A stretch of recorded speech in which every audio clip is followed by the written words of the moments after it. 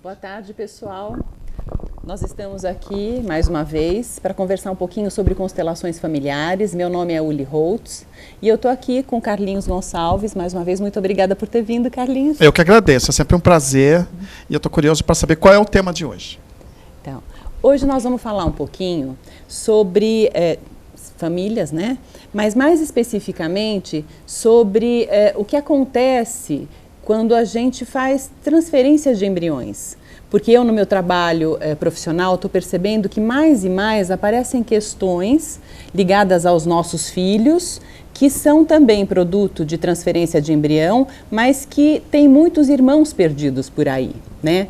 Por quê, Carlinhos? Eu não sei se você lembra, eu não sei também vocês que estão chegando agora, se vocês conhecem constelação familiar. Eu acho que eu vou relembrar um pouquinho. Eu acho interessante, então pessoas novas estão chegando ao programa, que querem conhecer e saber o que é. Por favor. Sim. Então, constelação familiar, ele é um método de terapia breve. Aliás, de terapia brevíssima, onde a gente olha para as nossas questões mais profundas. E na constelação familiar, a gente entende quais são os vínculos inconscientes que ligam as nossas histórias, né, as nossas questões que estão acontecendo hoje, a questões anteriores, quer dizer, que já aconteceram na nossa família ou que são decorrentes de outros atos nossos inconscientes e que acabam encrencando, por exemplo, nesse caso que nós vamos conversar, nesse tema específico de hoje, os nossos descendentes. Então, nesse trabalho, existem 3 leis, as 3 leis que regem o amor nas famílias. Porque nesse trabalho, o que a gente vê? Que não tem julgamento, não tem certo nem errado, nem bom nem mal. Existem vínculos amorosos. Tudo que acontece na nossa família acontece por amor. Seja um amor deslocado, um amor mal entendido, um amor egoísta, mas tudo acontece por amor. O universo é feito de amor, né? Essa energia, que não é um sentimento, é uma energia, né? Além do sentimento.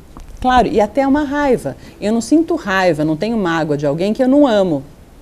Porque se eu não sentisse nada, se eu não amo, se eu não gosto, eu sinto indiferença, aquilo para mim não existe. Se aquilo me afeta de alguma forma, é porque existe ali um amor deslocado, um amor no negativo, né?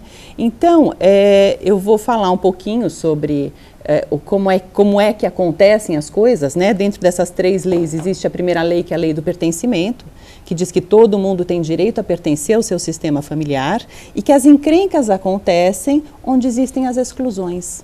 E nesse caso específico, por exemplo, de transferências de embrião, muitas vezes a gente perde embriões. Então, uma mulher coleta, por exemplo, óvulos, né? Estes óvulos são fecundados e eles ficam ali aguardando para serem implantados. Normalmente, eles passam também por um controle de qualidade, vamos dizer assim, né? Isso é natural. Sim, o procedimento médico. Então, os médicos vão avaliar quais os embriões que são viáveis, quais não são viáveis, quais têm algum defeito genético, talvez, quais têm uma chance de sobrevida maior pela velocidade de multiplicação de células e assim por diante. Então, tem todo um critério para isso.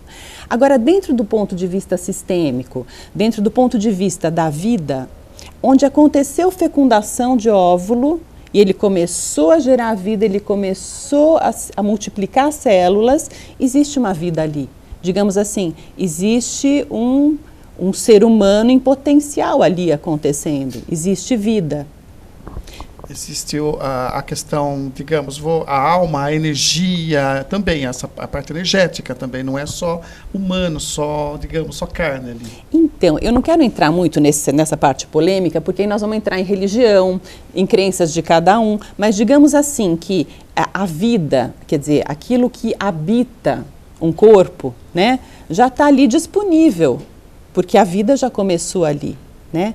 Então, isso já faz parte. E muitas vezes as encrencas acontecem porque isso não é olhado. Então, por exemplo, eu vou dar um exemplo. Uma pessoa que fez uma transferência de embriões e num primeiro instante implantou 4 embriões. Aconteceu uma gestação, assim, 1 mês e meio, e depois esses embriões eles foram sendo reabsorvidos um a um e não aconteceu uma criança. Mas, historicamente, aquela pessoa, aquele casal já tem 4 filhos. Se a gente falar de forma sistêmica, tá, pessoal? Porque dentro do ponto de vista sistêmico a vida aconteceu. Então, se depois essa mulher faz, por exemplo, uma segunda coleta, colhe mais embriões, implanta mais embriões, por exemplo, mais 2. Destes 2 embriões nasce uma criança. Então, pode acontecer que a gente chame essa criança de filho único, mas, na verdade, essa criança é o 6º filho, ele é o 6º. E acho totalmente a hierarquia, que eu também, tem algumas pessoas me perguntaram, depois se explica, por que a hierarquia?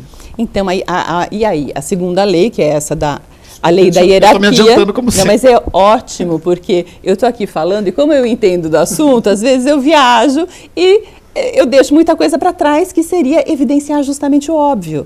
Que é importante a gente estar evidenciando o óbvio a cada programa, apesar de que o primeiro programa já tem essas leis mais esmiuçadas, se vocês quiserem, vocês podem assistir no primeiro programa também, mas a hierarquia, o que ela diz? Que quem chegou antes no sistema familiar tem precedência sobre quem chegou depois, né? Então, um filho mais velho ou um embrião mais velho que foi implantado e que não vingou, né? Que ele não foi para frente, ele é o irmão mais velho daquele 6º que nasceu lá.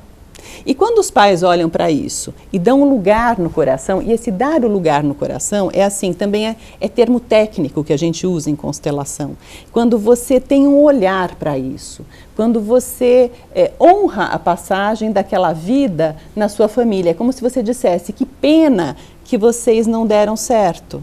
Mas vocês também fazem parte da nossa história e vocês também fazem parte da nossa família, né? Então, que bom que o 6º, ou que o 6º irmão de vocês nasceu. Vocês são os 5 que não ficaram, mas o 6º deu certo e ele é o 6º. E para ele é muito mais leve, a vida dele vai fluir melhor se ele sabe que ele é o 6º e que tem outros 5 ali. Que foram reconhecidos, que foram reverenciados. Talvez eu use os termos errados, mas que foram... vistos. Que foram vistos. Colocados nos seus... Que foi reconhecido que isso aconteceu. Que existem mais crianças ali, apesar disso não ter acontecido, né? Então, é como se a gente colocasse aqui, né? Uma mulher, um homem, e aqui o primeiro embrião, né? O 2º, o 3º, o 4º, o 5º, e este aqui, por exemplo, é o que nasceu, o 6º. Né? Então, você vê que, aparentemente, a gente pensa que a gente só tem esta família aqui, são 3. Marido, mulher e a criança que foi para frente, que nasceu. Mas, na verdade, esse sistema, ele já está composto de mais filhos. Então, quando isso é visto, essa criança, ela vai bem. Porque muitas vezes isso também pode piorar, digamos, essa situação pode ficar complicada para essa criança quando acontece, por exemplo, o seguinte. Às vezes a gente também vê acontecer, e hoje a tecnologia propicia isso, né? Ela permite que isso aconteça. Então, por exemplo, pode acontecer que este homem queira, ou já tem uma filha, esse casal já tem uma filha viva aqui, né? A 6ª. E digamos que agora ele fala, bom, vamos tentar de novo? E agora nós queremos um menino. E aí o que pode acontecer? Eles vão fazer novas coletas de embriões. Se aparece, por exemplo, só meninas, o que às vezes eles fazem? Vamos descartar as meninas. Não queremos essas meninas, vamos seguir tentando um menino. Pode acontecer. Né? Isso já aconteceu, também já lidei com casos assim, né, que vieram. Então, para esse menino, digamos que nasça, não tem nem mais menino aqui, mas digamos que nasça uma criança depois de várias perdas, digamos assim, de crianças, entre aspas, jogadas fora, descartadas. Claro que se a gente fala crianças descartadas, tem um impacto. E dentro do sistema familiar, dentro do ponto de vista sistêmico, isso tem o mesmo peso que um aborto provocado. Eu ia perguntar sobre isso. Porque um aborto provocado, ele também é uma interrupção de vida. E, de novo, como a gente está falando de um tema polêmico, não existe nesse trabalho um julgamento, o que é certo, o que é errado. Porque ninguém acorda de manhã e diz, hoje eu vou dar o meu pior.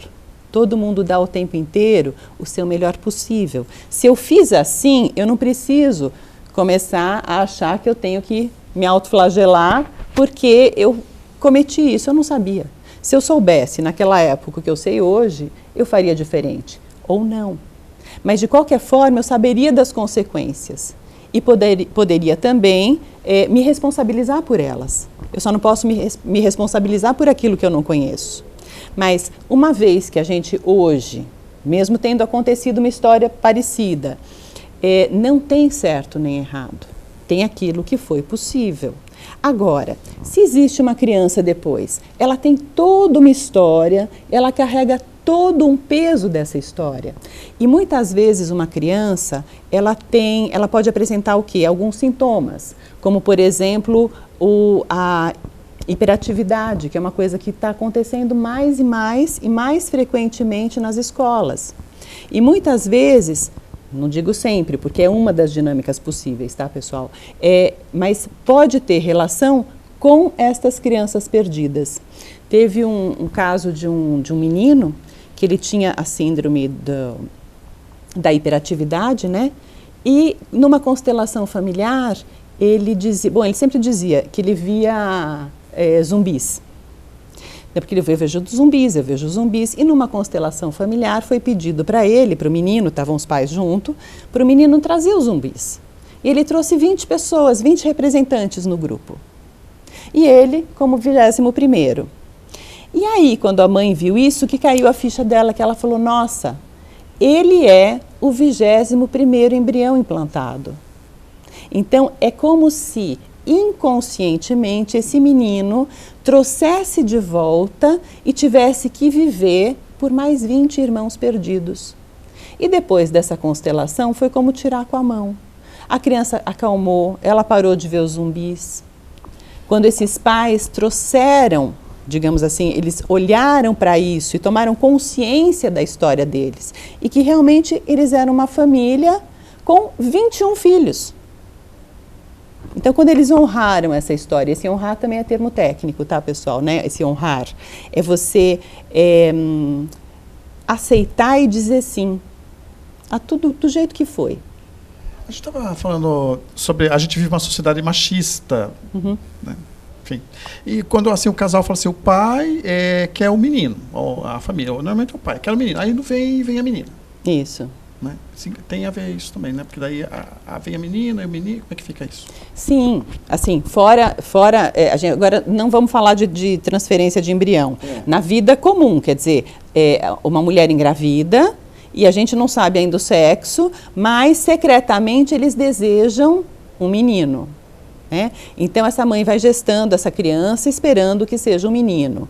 E muitas vezes também, e a gente até teve uma novela, muito tempo atrás, né, que dizia de um caso assim, que o menino nascia, só que eles queriam uma menina e vestia o menino de menina. Isso. E seria mais ou menos a mesma coisa. O que pode acontecer? Pode acontecer várias coisas. Por exemplo, esta menina, que deveria ser um menino, ela pode ter dificuldade de relacionamento depois. Ela pode ter comportamentos de menino depois. Então, tem uma série de coisas porque a criança, lembra que a gente falou no primeiro programa? Ela quer pertencer, ela quer ser amada, ela precisa ser amada. E ela se sacrifica, se necessário, por este pai e por essa mãe. Então, no coração dela, é como se ela dissesse, para que você seja feliz, eu vou substituir aquele menino que você tanto quer. E às vezes a gente tem, quer dizer, não só histórias anteriores, onde porque a gente descobre ou vai atrás de saber por que esta mãe quer tanto um menino. Quem é que queria tanto um menino antes não dela? Não é o pai, é a mãe também. E às vezes é a avó, ou às vezes é todo um pensamento, ou às vezes é difícil demais, é pesado demais ser mulher nessa família. Então tem várias dinâmicas possíveis, por isso que a gente fala que cada constelação familiar traz o seu próprio conteúdo. Não dá, às vezes a pessoa fala assim, eu tenho um problema assim, assim, o que pode ser?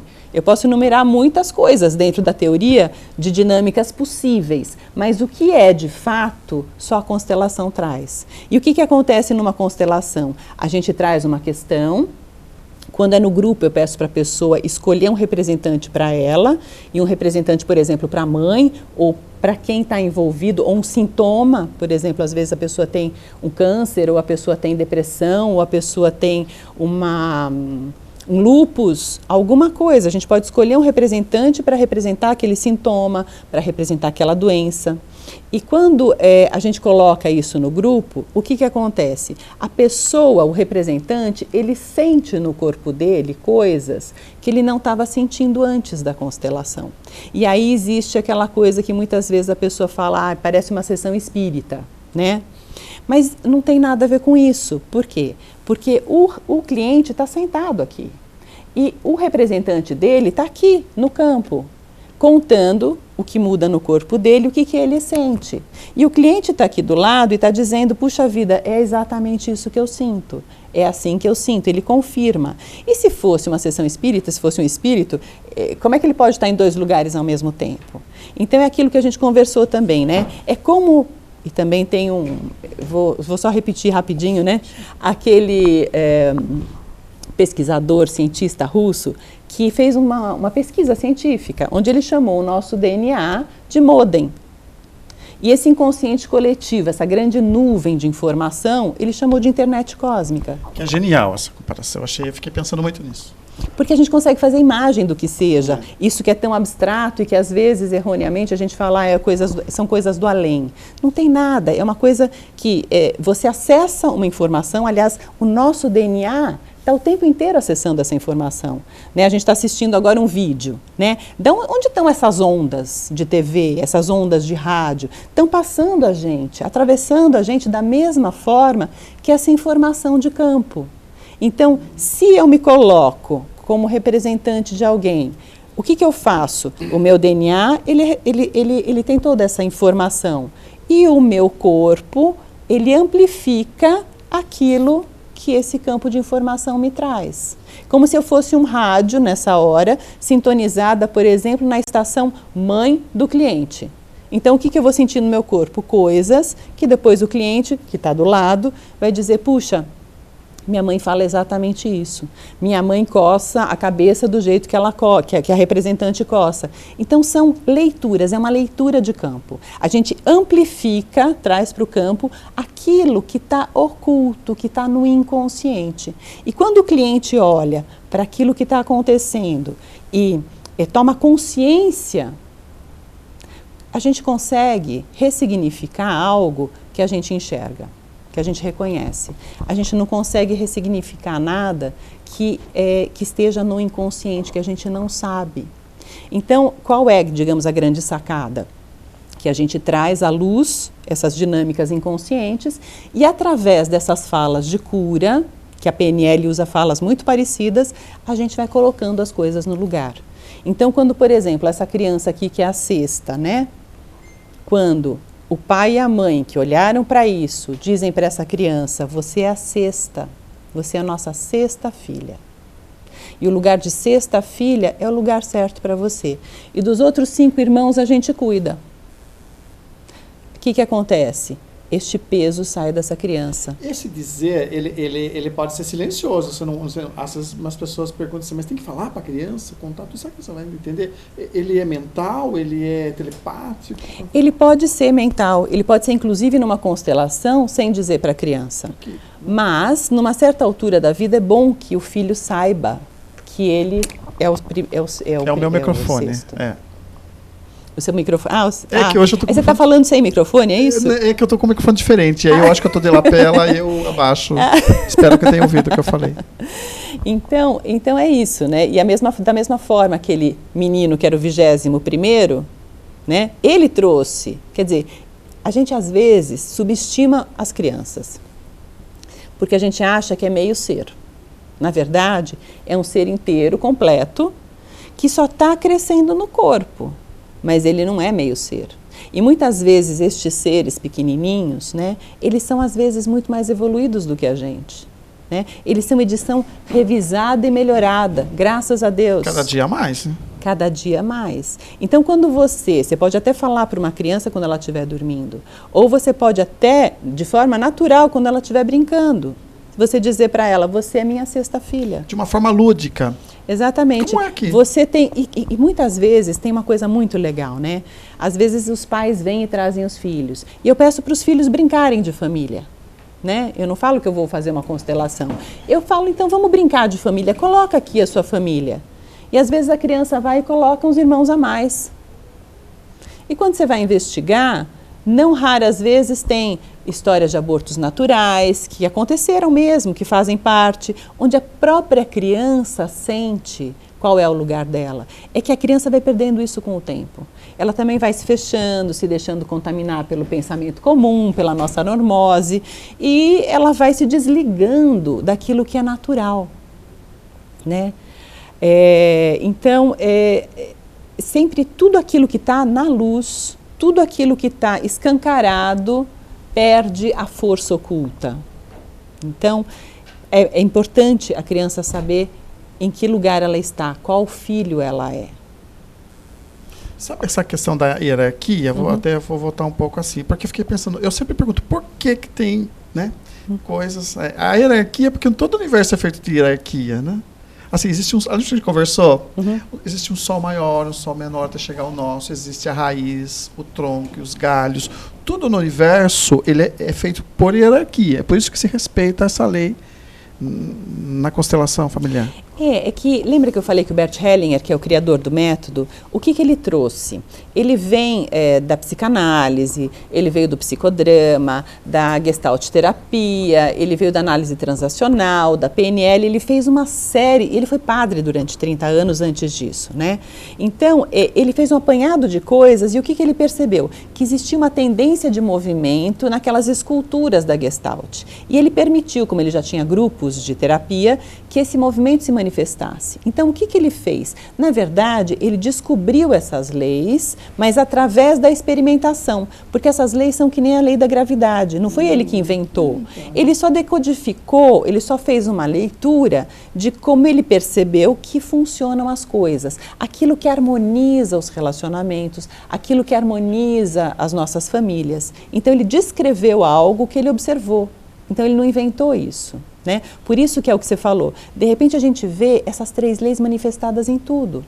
Por isso que a gente chama de constelações, porque nas constelações, né, nos astros, está tudo certinho, quer dizer, tudo super bem concatenado, tudo tem o seu lugar. A hierarquia, então um sol, um astro de uma massa maior, onde os menores giram em volta, cada um certinho, cada um no seu lugar. Existe um equilíbrio entre o dar e o receber, em termos de dar energia, tomar energia. Não existe órbita que bate. Mas é engraçado porque, assim, interessante, porque o meteoro, por exemplo, ele é um rejeito. E ele bate nos outros planetas, ele causa conflito. É muito pirante falar isso. Não é verdade? Se você pensar, mas porque não o meteoro também. É um errante. Ele foi expulso de um grupo familiar planetário, de um pedaço de um planeta. E ele vai bater, vai causar destruição. Realmente é o espelho do universo. É a mesma coisa. Agora, se você vê, existe alguma coisa de errado? Não. Existe alguma coisa de errado nas nossas encrencas? Não. Porque aí a gente poderia entrar na filosofia e perguntar onde é que Deus não está, né? Quer dizer, se existe uma razão de ser e de estar, é porque deve ser bom para alguma coisa, mesmo que eu não entenda a razão disso. Então, estas encrencas, o que elas trazem para a gente? Elas trazem para a gente movimento. A gente tem que se movimentar. E crescimento. Então, evolução. Exatamente. Então, essas encrencas, elas também são importantes para o nosso caminhar no sentido de evolução. Agora, o que eu penso também? Que quando a gente tem, por exemplo, uma ferramenta como a constelação familiar, a gente pode, de repente, em vez de ficar patinando no mesmo assunto, a gente pode ir limpando determinadas encrencas mais grosseiras e se preparar para outras coisas que sejam talvez um pouco mais sutis e que a gente possa andar mais. Ou melhor, talvez, fluir melhor na nossa vida. Porque o que o Bert Hellinger fala? Que quando a gente começa a definir ou reconhecer quais são as nossas amarras, aonde a coisa está pegando, e a gente libera isso, né? O amor volta a fluir nas famílias e a gente flui melhor na nossa vida, de forma mais harmônica. Então, é um trabalho no sentido realmente de limpar essas encrencas mais grosseiras. E, de novo, né, vou repetir mais uma vez, que a gente já falou também da primeira vez, que é um trabalho sistêmico. É como se a gente fizesse o download, né, de uma questão, a gente trabalha ela aqui, ressignifica emotivamente aquilo, devolve para essa nuvem modificado e todo mundo que acessa essa pastinha, através do seu DNA, ganha com o trabalho de uma pessoa. Então, cada um que olha para a sua família, libera aquela encrenca para os outros também. Traz, digamos assim, é como se nascesse uma possibilidade nova dentro de um repertório que já existia. Nasce o novo dentro daquele velho. Que é justamente o que a gente faz também, né? Quando vem um homem e encontra uma mulher para formar uma família, ele traz o quê? Toda a informação do sistema familiar dele. Como se ele tivesse, por exemplo, ele traz bolinhas, né? Essa mulher aqui vem do sistema familiar dela. Ela traz, por exemplo, quadradinhos. A gente compõe. O novo sistema é de quadradinhos com bolinhas. Se ela quiser só brincar com os quadradinhos dela, não vai dar certo. Se ele quiser brincar só com os redondinhos dele, também não vai dar certo. Então, a gente também aqui dizer, antes de se encontrar, por exemplo, numa relação, por favor, pai, mãe, né? Me perdoem ou me vejam com bons olhos, se agora eu passo a ser fiel em segundo lugar a vocês e você fiel em primeiro lugar ao meu relacionamento. Porque eu vou formar uma nova família em honra a vocês. E ela também. É como se ela se despedisse, digamos assim. Despedir sem ir embora, dá para entender? Se despede dizendo assim, agora eu também passo a ser fiel em segundo lugar a vocês. Porque eu vou ser fiel em primeiro lugar ao meu relacionamento, à minha nova família. Porque senão isso está fadado a dar errado. Porque se ela vier e quiser brincar só com os quadradinhos dela e quiser que este homem brinque só de quadradinhos, isso não vai dar certo. Eles vão ter que encontrar uma maneira de compor. E isso aqui é evolução. Então, a gente naturalmente evolui nas nossas famílias também. Então, é sempre edição revisada e melhorada. Uma geração, ela tem um potencial diferenciado em relação à geração anterior. E quando essa desvinculação não acontece, isso aqui acaba sendo sacrificado.